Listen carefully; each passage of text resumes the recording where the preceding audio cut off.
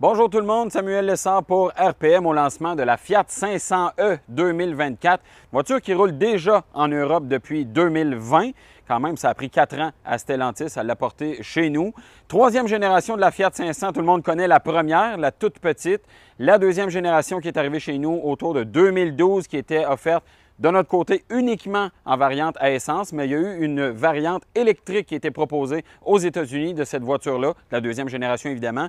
Et là, pour la troisième génération, uniquement en version électrique chez nous, on a posé des questions justement à savoir si éventuellement peut-être une version à moteur à essence viendrait chez nous. Et pour le moment, le constructeur nous dit qu'on n'a rien à annoncer de ce côté-là. On se concentre donc vraiment sur la version électrique.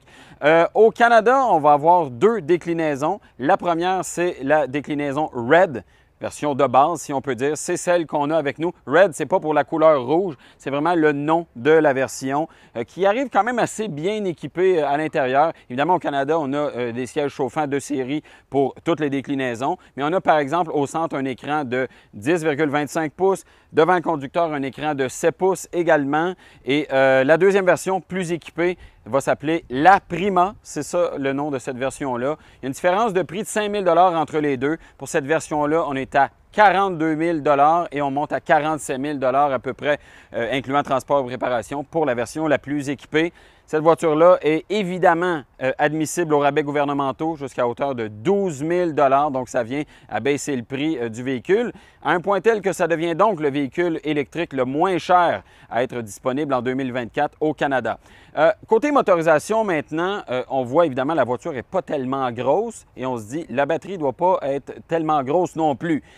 42 kWh de capacité, quand même pas si mal. Ça donne une autonomie de 227 km homologuée. Évidemment, tout ça va varier. Si vous faites beaucoup de routes, l'autonomie va baisser. Si vous êtes en ville la plupart du temps, l'autonomie va demeurer bonne et même supérieure aux 227 km annoncés. Nous, on s'en est servi surtout en ville de la voiture parce que le constructeur nous dit que c'est une voiture essentiellement urbaine et honnêtement, une voiture très agréable à conduire, une direction qui est intéressante, qui est le fun, bonne agilité également, qui permet de bien se faufiler à travers la circulation routière. Confort, ça va. On a un peu plus d'espace avec cette nouvelle génération-là que ce qu'on avait précédemment. C'est même étonnant la quantité d'espace qu'on a à bord du véhicule.